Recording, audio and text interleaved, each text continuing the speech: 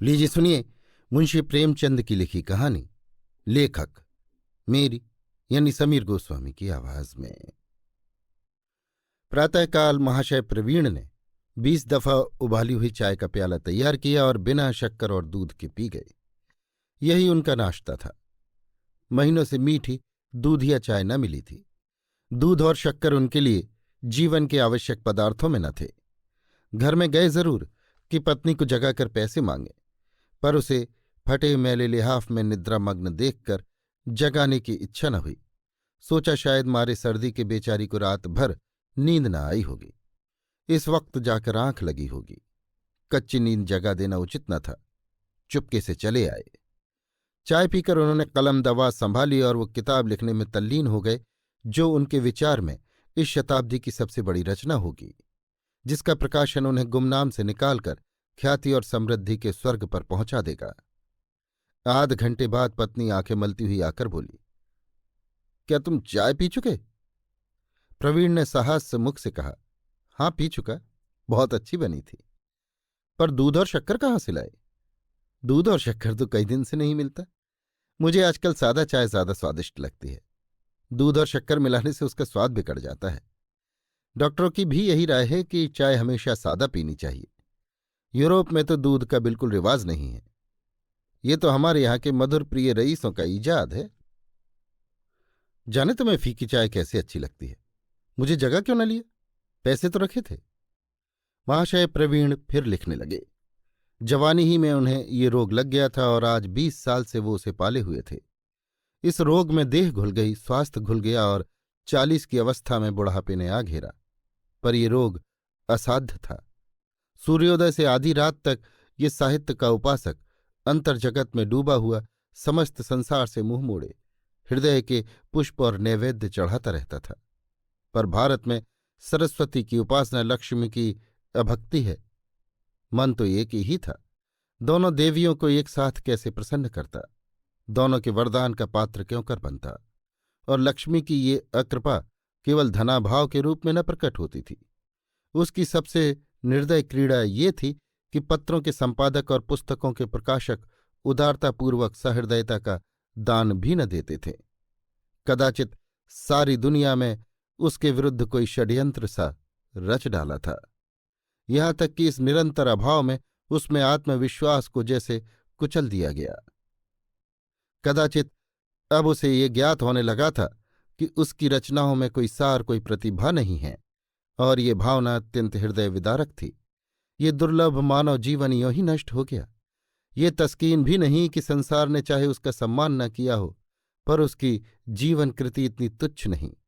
जीवन की आवश्यकताएं घटते घटते संन्यास की सीमा को भी पार कर चुकी थीं। अगर कोई संतोष था तो ये कि उनकी जीवन सहचरी त्याग और तप में उनसे भी 2 कदम आगे थी। सुमित्रा इस दशा में भी प्रसन्न थी। प्रवीण जी को दुनिया से शिकायत हो, पर सुमित्रा जैसे गेंद में भरी हुई वायु की भांति उन्हें बाहर की ठोकरों से बचाती रहती थी। अपने भाग्य का रोना तो दूर की बात थी, इस देवी ने कभी माथे पर बल भी न आने दिया। सुमित्रा ने चाय का प्याला समेटते हुए कहा, तो जाकर घंटा आध घंटा कहीं घूम फिर क्यों नहीं आते? जब मालूम हो गया कि प्राण देकर काम करने से भी कोई नतीजा नहीं, तो व्यर्थ क्यों सिर खपाते हो? प्रवीण ने बिना मस्तक उठाए कागज पर कलम चलाते हुए कहा, लिखने में कम से कम ये संतोष तो होता है कि कुछ कर रहा हूं। सैर करने में तो मुझे ऐसा जान पड़ता है कि समय का नाश कर रहा हूं। ये इतने पढ़े लिखे आदमी नित्य प्रति हवा खाने जाते हैं तो अपने समय का नाश करते हैं। मगर इनमें अधिकांश वही लोग हैं जिनके सैर करने से उनकी आमदनी में बिल्कुल कमी नहीं होती। अधिकांश तो सरकारी नौकर हैं जिनको मासिक वेतन मिलता है, या ऐसे पेशों के लोग हैं जिनका लोग आदर करते हैं। मैं तो मिल का मजूर हूं। तुमने किसी मजूर को हवा खाते देखा है? जिन्हें भोजन की कमी नहीं, उन्हीं को हवा खाने की भी जरूरत है। जिनको रोटियों के लाले हैं वे हवा खाने नहीं जाते। फिर स्वास्थ्य और जीवन वृद्धि की जरूरत उन लोगों को है जिनके जीवन में आनंद और स्वाद है। मेरे लिए तो जीवन भार है। इस भार को सिर पर कुछ दिन और बनाए रहने की अभिलाषा मुझे नहीं है। सुमित्रा निराशा में डूबे हुए शब्द सुनकर आंखों में आंसू भरे अंदर चली गई। उसका दिल कहता था, इस तपस्वी की कीर्ति कुमुदी एक दिन अवश्य फैलेगी, चाहे लक्ष्मी क्या कृपा बनी रहे। किंतु प्रवीण महोदय अब निराशा की उस सीमा तक पहुंच चुके थे जहां से प्रतिकूल दिशा में उदय होने वाली आशा में उषा की लाली भी नहीं दिखाई देती थी। एक रईस के यहां कोई उत्सव है, उसने महाशय प्रवीण को भी निमंत्रित किया है। आज उनका मन आनंद के घोड़े पर बैठा हुआ नाच रहा है। सारे दिन वो इसी कल्पना में मग्न रहे। राजा साहब किन शब्दों में उनका स्वागत करेंगे और वो किन शब्दों में उनको धन्यवाद देंगे, किन प्रसंगों पर वार्तालाप होगा और वहां किन महानुभावों से उनका परिचय होगा, सारे दिन वो इन्हीं कल्पनाओं का आनंद उठाते रहे। इस अवसर के लिए उन्होंने एक कविता भी रची जिसमें उन्होंने जीवन की एक उद्यान से तुलना की थी। अपनी सारी धारणाओं की उन्होंने आज उपेक्षा कर दी, क्योंकि रईसों के मनोभावों को वो आघात न पहुंचा सकते थे। दोपहर ही से उन्होंने तैयारियां शुरू की, हजामत बनाई, साबुन से नहाया, सिर में तेल डाला। मुश्किल कपड़ों की थी। मुद्दत गुजरी जब उन्होंने एक अचकन बनवाई थी।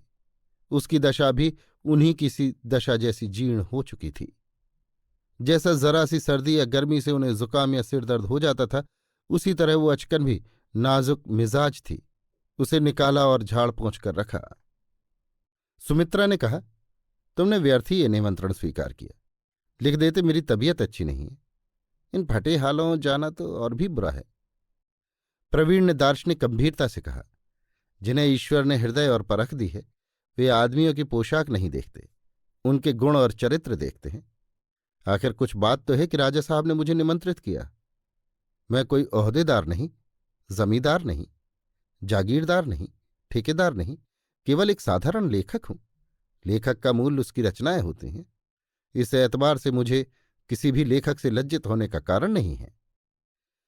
सुमित्रा उनकी सरलता पर दया करके बोली, तुम कल्पनाओं के संसार में रहते रहते प्रत्यक्ष संसार से अलग हो गए हो। मैं कहती हूं, राजा साहब के यहां लोगों की निगाह सबसे ज्यादा कपड़ों पर ही पड़ेगी। सरलता जरूर अच्छी चीज है, पर इसका अर्थ ये तो नहीं कि आदमी फूहड़ बन जाए। प्रवीण को इस कथन में कुछ सार जान पड़ा। विद्वज्जनों की भांति उन्हें भी अपनी भूलों को स्वीकार करने में कुछ विलंब न होता था। बोले, मैं समझता हूं दीपक जल जाने के बाद जाऊं। मैं तो कहती हूं जाओ ही क्यों। अब तुम्हें कैसे समझाऊं? प्रत्येक प्राणी के मन में आदर और सम्मान की एक क्षुधा होती है। तुम पूछोगी ये क्षुधा क्यों होती है? इसलिए कि ये हमारे आत्मविश्वास की एक मंजिल है। हम उस महान सत्ता के सूक्ष्मांश हैं जो समस्त ब्रह्मांड में व्याप्त है। अंश में पूर्ण के गुणों का होना लाजमी है। इसलिए कीर्ति और सम्मान, आत्मोन्नति और ज्ञान की ओर हमारी स्वाभाविक रुचि है। मैं इस लालसा को बुरा नहीं समझता। सुमित्रा ने गला छुड़ाने के लिए कहा, अच्छा भाई जाओ, मैं तुमसे बहस नहीं करती, लेकिन कल के लिए कोई व्यवस्था करते आना, क्योंकि मेरे पास केवल एक आना और रह गया है। जिनसे उधार मिल सकता था उनसे ले चुकी और जिससे लिया उसे देने की नौबत नहीं आई। मुझे तो और अब कोई उपाय नहीं सूझता। प्रवीण ने एक क्षण के बाद कहा, 2 पत्रिकाओं से मेरे लेखों के रुपए आने वाले हैं, शायद कल तक आ जाएं। और अगर कल उपवास ही करना पड़े तो क्या चिंता। हमारा धर्म है काम करना। हम काम करते हैं और तन मन से करते हैं। अगर इस पर भी हमें फाका करना पड़े तो मेरा दोष नहीं, मर ही तो जाऊंगा। हमारे जैसे लाखों आदमी रोज मरते हैं। संसार का काम ज्यों का त्यों चलता रहता है। फिर इसका क्या गम कि हम भूखों मर जाएंगे? मौत डरने की वस्तु नहीं। मैं तो कबीर पंथियों का कायल हूं जो अर्थी को गाते बजाते ले जाते हैं। मैं इससे नहीं डरता। तुम ही कहो, मैं जो कुछ करता हूं इससे अधिक और कुछ मेरी शक्ति के बाहर है या नहीं? सारी दुनिया मीठी नींद सूती रहती है और मैं कलम लिए बैठा रहता हूं। लोग हंसी दिल लगी आमोद प्रमोद करते रहते हैं। मेरे लिए वो सब हराम है। यहां तक कि महीनों से हंसने की नौबत नहीं आई। होली के दिन भी मैंने तातील नहीं मनाई। बीमार भी होता हूं तो लिखने की फिक्र सिर पर सवार रहती है। सोचो, तुम बीमार थी और मैं वैद्य के यहां जाने के लिए समय न पाता था। अगर दुनिया नहीं कदर करती ना करे, इसमें दुनिया का ही नुकसान है, मेरी कोई हानि नहीं। दीपक का काम है जलना। उसका प्रकाश फैलता है या उसके सामने कोई ओट है, उसे इससे प्रयोजन नहीं। मेरा भी ऐसा कौन मित्र परिचित या संबंधी है जिसका मैं आभारी नहीं। यहां तक कि अब घर से निकलते शर्म आती है। संतोष इतना ही है कि लोग मुझे बदनीयत नहीं समझते। वे मेरी कुछ अधिक मदद ना कर सके, पर उन्हें मुझसे सहानुभूति अवश्य है। मेरी खुशी के लिए इतना काफी है कि आज वो अवसर तो आया कि एक रईस ने मेरा सम्मान किया। फिर सहसा उन पर एक नशा सा छा गया। गर्व से बोले, नहीं, मैं अब रात को न जाऊंगा। मेरी गरीबी अब रुसवाई की हद तक पहुंच चुकी है। उस पर पर्दा डालना व्यर्थ है। मैं इसी वक्त जाऊंगा। जिसे रईस और राजे आमंत्रित करें वो कोई ऐसा वैसा आदमी नहीं हो सकता। राजा साहब साधारण रईस नहीं है।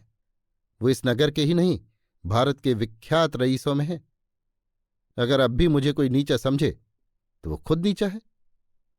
संध्या का समय है। प्रवीण जी अपनी फटी पुरानी अचकन और सड़े हुए जूते और बेढंगी सी टोपी पहने घर से निकले। खामोखा बांगड़ू उचक्के से मालूम होते थे। डील डॉल और चेहरे मोहरे के आदमी होते तो इस ठाठ में भी एक शान होती। स्थूलता स्वयं रोब डालने वाली वस्तु है, पर साहित्य सेवा और स्थूलता में विरोध है।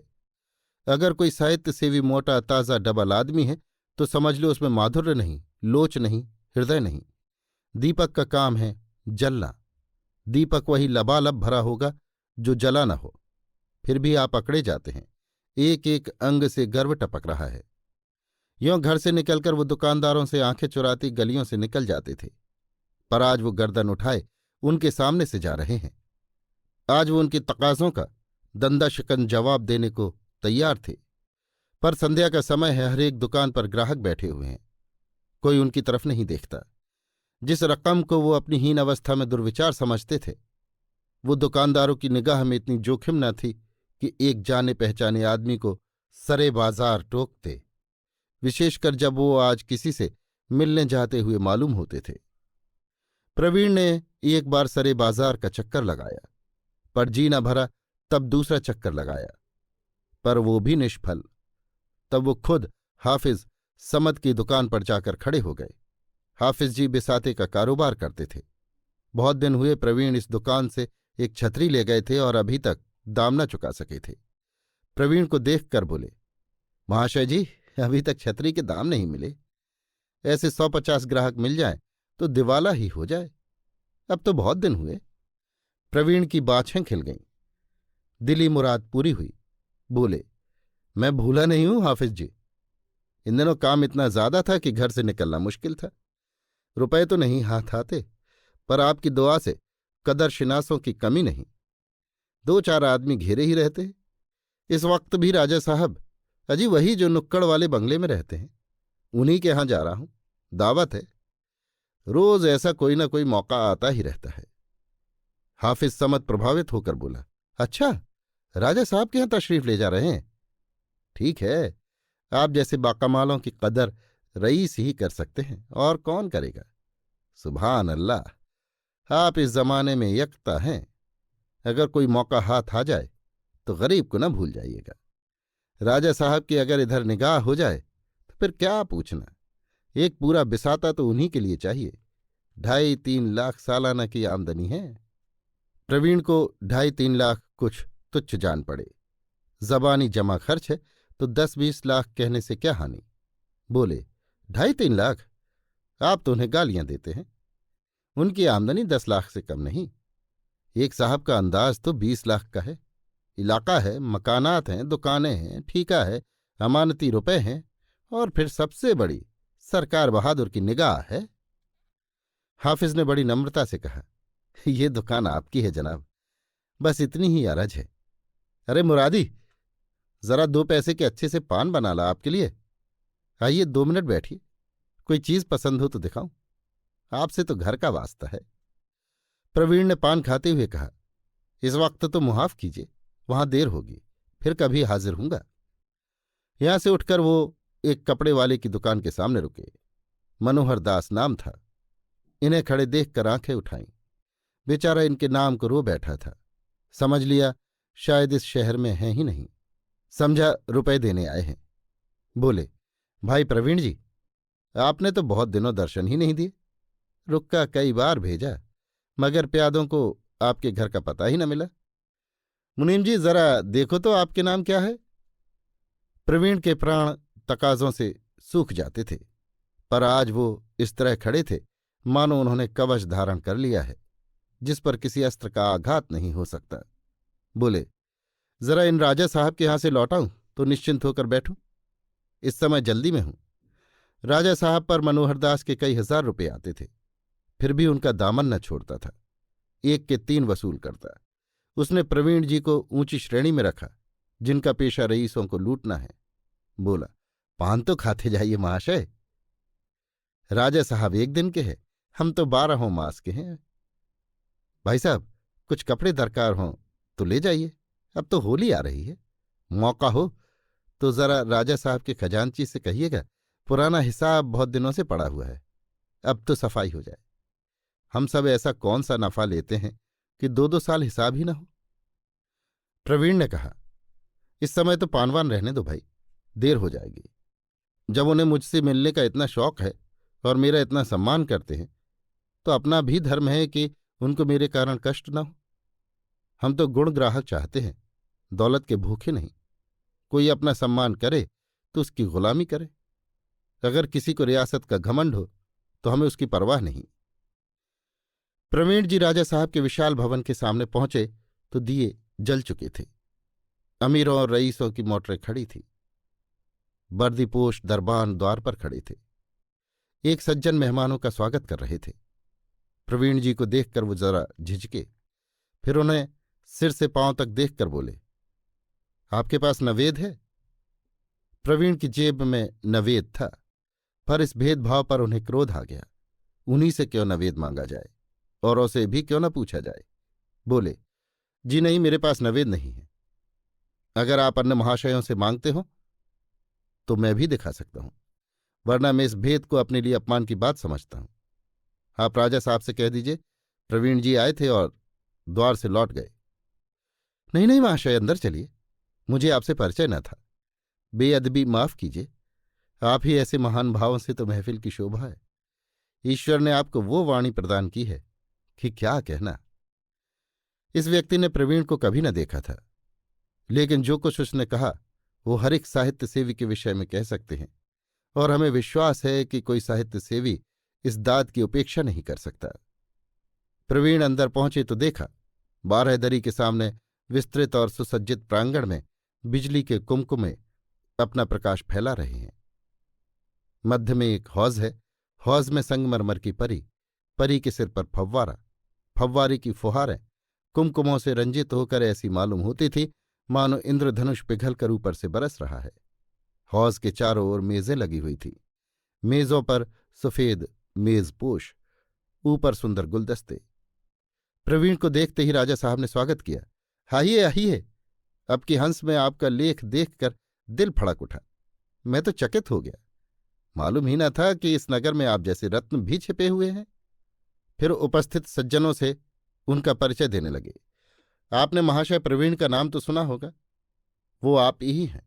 क्या माधुर्य है, क्या ओज है, क्या भाव है, क्या भाषा है, क्या सूझ है, क्या चमत्कार है, क्या प्रवाह है कि वाह वाह, मेरी तो आत्मा जैसे नृत्य करने लगती है। एक सज्जन ने, जो अंग्रेजी सूट में थे, प्रवीण को ऐसी निगाह से देखा मानो वो चिड़ियाघर के कोई जीव हों, और बोले, आपने अंग्रेजी के कवियों का भी अध्ययन किया है? बायरन, शेली, कीट्स आदि? प्रवीण ने रुखाई से जवाब दिया, जी हाँ, थोड़ा बहुत देखा तो है। आप इन महाकवियों में से किसी की रचनाओं का अनुवाद कर दें तो आज हिंदी भाषा की अमर सेवा करें। प्रवीण अपने को बायरन, शैली आदि से जौ भर भी कम न समझते थे। वो अंग्रेजी के कवि थे। उनकी भाषा, शैली, विषय, व्यंजना सभी अंग्रेज की रुचि के अनुकूल थे। उनका अनुवाद करना वो अपने लिए गौरव की बात न समझते थे, उसी तरह जैसे वे उनकी रचनाओं का अनुवाद करना अपने लिए गौरव की वस्तु न समझते। हमारे यहाँ आत्मदर्शन का अभी इतना अभाव नहीं है कि हम विदेशी कवियों से भिक्षा मांगें।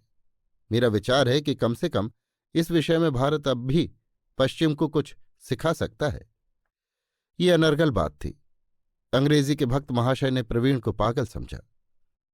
राजा साहब ने प्रवीण को ऐसी आंखों से देखा जो कह रही थी, जरा मौका महल देखकर बातें करो, और बोले, अंग्रेजी साहित्य का क्या पूछना, कविता में तो वो अपना जोड़ नहीं रखता। अंग्रेजी के भक्त महाशय ने प्रवीण को सगर्व नेत्रों से देखा। हमारे कवियों ने अभी तक कविता का अर्थ ही नहीं समझा, अभी तक वियोग और नखशिख को कविता का आधार बनाए हुए हैं। प्रवीण ने ईंट का जवाब पत्थर से दिया।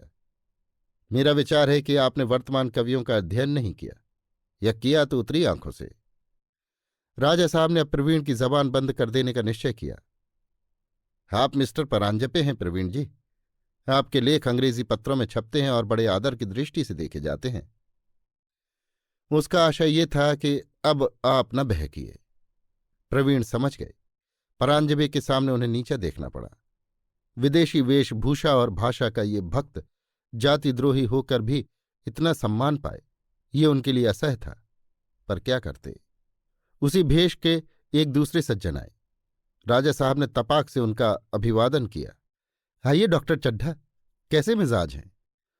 डॉक्टर साहब ने राजा साहब से हाथ मिलाया और फिर प्रवीण की ओर जिज्ञासा भरी आंखों से देखकर पूछा, आपकी तारीफ? राजा साहब ने प्रवीण का परिचय दिया। आप महाशय प्रवीण हैं, आप भाषा के अच्छे कवि और लेखक हैं। डॉक्टर साहब ने खास अंदाज से कहा, अच्छा आप कवि हैं, और बिना कुछ पूछे आगे बढ़ गए। फिर उसी भेष में एक और महाशय पधारे। ये नामी बैरिस्टर थे। राजा साहब ने उनसे भी प्रवीण का परिचय कराया। उन्होंने भी उसी अंदाज में कहा, अच्छा आप कवि हैं, और आगे बढ़ गए। यही अभिनय कई बार हुआ और हर बार प्रवीण को यही दाद मिली, अच्छा आप कवि हैं। ये वाक्य हर बार प्रवीण के हृदय पर एक नया आघात पहुंचाता था। उसके नीचे जो भाव था उसे प्रवीण खूब समझते थे। उसका सीधा सादा आशय ये था कि तुम अपने ख्याली पुलाव पकाते हो, पकाओ, यहां तुम्हारा क्या प्रयोजन? तुम्हारा इतना साहस कि तुम इस सभ्य समाज में बेधड़क आओ। प्रवीण मन ही मन अपने ऊपर झुंझला रहे थे। निमंत्रण पाकर उन्होंने अपने को धन्य माना था, पर यहां आकर उनका जितना अपमान हो रहा था उसके देखते तो वो संतोष की कुटिया स्वर्ग थी। उन्होंने अपने मन को धिक्कारा। तुम जैसे सम्मान के लोभियों का ये दंड है। अब तो आंखें खुली, तुम कितने सम्मान के पात्र हो। तुम इस स्वार्थमय संसार में किसी के काम नहीं आ सकते। वकील बैरिस्टर तुम्हारा सम्मान क्यों करें? तुम उनके मुवक्किल नहीं हो सकते, न उन्हें तुम्हारे द्वारा कोई मुकदमा पाने की आशा है। डॉक्टर या हकीम तुम्हारा सम्मान क्यों करें? उन्हें तुम्हारे घर बिना फीस आने की इच्छा नहीं। तुम लिखने के लिए बने हो, लिखे जाओ बस, और संसार में तुम्हारा कोई प्रयोजन नहीं। सहसा लोगों में हलचल पड़ गई। आज के प्रधान अतिथि का आगमन हुआ। ये महाशय हाईकोर्ट के जज नियुक्त हुए थे। इसी उपलक्ष्य में ये जलसा हो रहा था। राजा साहब ने लपक कर जल्द हाथ मिलाया और आकर प्रवीण जी से बोले, आप अपनी कविता तो लिखी लाए होंगे? प्रवीण ने कहा, मैंने कोई कविता नहीं लिखी। सच? तब तो आपने गजब ही कर दिया। अरे भले आदमी, अब से कोई अच्छी चीज लिख डालो, 2 ही 4 पंक्तियां हो जाए। बस ऐसे अवसर पर एक कविता का पढ़ा जाना लाजमी है। मैं इतनी जल्दी कोई चीज नहीं लिख सकता। मैंने व्यर्थ ही इतने आदमियों से आपका परिचय कराया। बिल्कुल व्यर्थ। अरे भाईजान, किसी प्राचीन कवि की ही कोई चीज सुना दीजिए, यहां कौन जानता है। जी नहीं, क्षमा कीजिएगा, मैं भाट नहीं हूं, न कथक हूं। ये कहते हुए प्रवीण जी तुरंत वहां से चल दिए। घर पहुंचे तो उनका चेहरा खिला हुआ था। सुमित्रा ने प्रसन्न होकर पूछा, इतनी जल्दी कैसे आ गए? मेरी वहां कोई जरूरत न थी। चलो, चेहरा खिला हुआ है, खूब सम्मान हुआ होगा। हाँ, सम्मान तो जैसी आशा न थी वैसा हुआ। खुश बहुत हो? इसी से कि आज मुझे हमेशा के लिए सबक मिल गया। मैं दीपक हूं और जलने के लिए बना हूं। आज मैं इस तत्व को भूल गया था। ईश्वर ने मुझे ज्यादा बहकने न दिया। मेरी ये कुटिया ही मेरे लिए स्वर्ग है। मैं आज ये तत्व पा गया कि साहित्य सेवा पूरी तपस्या है। अभी आप सुन रहे थे मुंशी प्रेमचंद की लिखी कहानी लेखक, मेरी यानी समीर गोस्वामी की आवाज में।